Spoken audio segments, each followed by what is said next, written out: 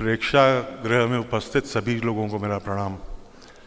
मुझे यहाँ से बुलाया गया कि मैं थोड़ा, क्योंकि चीफ गेस्ट साहब को आने में थोड़ी देर हो रही है, तो मेरे भाई ने कहा तुम कलाकार हो, मनोरंजन करो।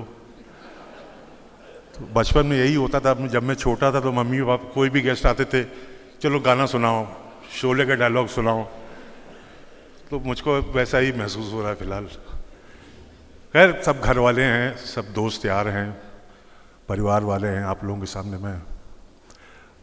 तो जो मौका है वो है हम लोग हमारे फादर जस्टिस धूलिया, उनकी याद में किया जा रहा है। तो मैं उन्हीं के बारे में कुछ किस्से, कुछ उनका किरदार, उनका कैरेक्टर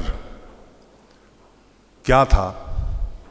मैं सबसे छोटा हूँ तीनों भाइयों में, तो वही मैं बताता हूँ आपको कि थे तो वो वकील, फिर जज बने।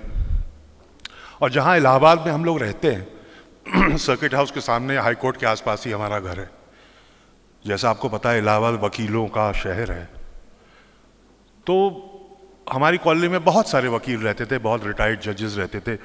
जस्टिस जगमोहन लाल सिरा तो हमारे घर के सामने ही रहते थे, जिन्होंने इंदिरा गांधी के खिलाफ वो हिस्टोरिकल वर्डिक्ट दिया था। और हमारे कॉलोनी में कुछ घर थे जो गरीब लोग रहते थे, जिनकी वाइफ्स या सिस्टर्स लोगों के घरों में काम करते थे, मेड सर्वेंट्स, रिक्शा चलाते थे, सब्जी बेचते थे, ऐसे लोग भी रहते थे।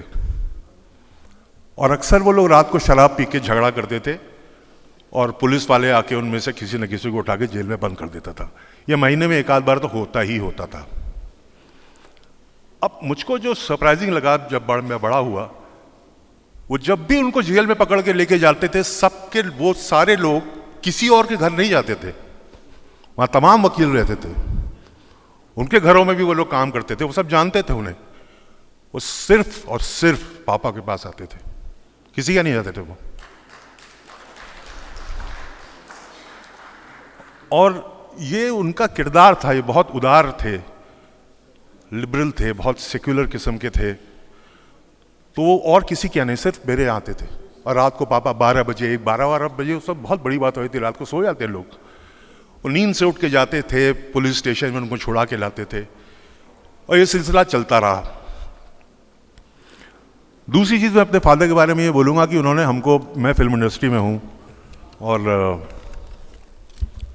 थिएटर करता था, गिटार बजाता था, गाने गाता था, पढ़ाई में मेरा दिल बहुत कम लगता था। मैं एक्चुअली बहुत बुरा रोल मॉडल हूँ, बच्चे लोग सुन रहे हैं अगर पीछे तो। लेकिन उन्होंने हमेशा एनकरेज किया, कभी नहीं रोका।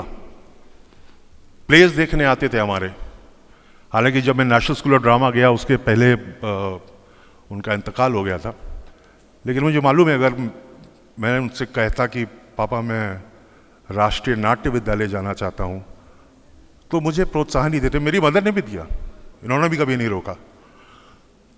तो ऐसे परिवार में हम लोग पैदा हुए जहाँ पे आपको हर काम करने के लिए, अगर उसमें कुछ थोड़ी भी पॉजिटिविटी है, उसका एनकरेजमेंट मिलता था। और मैं फैमिलीज में ये चीज़ मैंने नहीं देखी। उस वक्त राष्ट्रीय नाट्य विद्यालय भेजना, सब घर वालों, क्या नाटक करोगे, क्या होगा नाटक करके। लेकिन ठीक है, अगर आज वो होते तो he must have felt proud. हम लोग जहाँ भी पहुँचे, हम तीनों भाई, तो ऐसे थे मेरे पिताजी। सुबह जब आते थे, जब मॉर्निंग वॉक करके आते तो हमारे कॉलोनी में जियाउल हक साहब रहते थे, उनके यहाँ चाय पी के वो आते थे। तो हमने अपने घर में बहुत ही एक खुले माहौल की पैदाइश हूँ मैं। और वो माहौल थोड़ा सा उसमें चोट सी लग गई है, और उसको देख के मन कभी कभी बहुत व्याकुल हो जाता है। तो मैं चाहूँगा कि हमारे लिए तो रोल मॉडल थे ही, इस तरह के आयोजन से, इस तरह की चीज़ों से उनके बारे में अगर लोगों को पता चले तो शायद मैं नहीं, ये रोल मॉडल बनेंगे सबके, मेरे फादर। तो और मेरी माता जी ये संस्कृत पढ़ाती थी। संस्कृत कभी मेरी आज तक समझ में नहीं आई कि क्यों पढ़ाई जाती थी, लेकिन इन्होंने, मेरे फादर ने बहुत बहुत एनकरेज किया। हम तीनों भाई जो भी है, मेरे मदर फादर की वजह से, सभी लोग बोलते हैं हम जो भी हैं मदर फादर की वजह से हैं, लेकिन मेरे मदर फादर स्पेशल है बहुत ज़्यादा। और दूसरा मेरा शहर इलाहाबाद। तो मेरे फादर, मेरा शहर इलाहाबाद, सबको सलाम। आप देहरादून में आप लोगों के सामने बोल रहा हूँ, बुरा मत मानिएगा, लेकिन इलाहाबाद वाकई में बहुत स्पेशल शहर है। तो ये कह के मैं थोड़ा विराम लूँगा, आने वाली होंगे बस। चलिए, थैंक यू।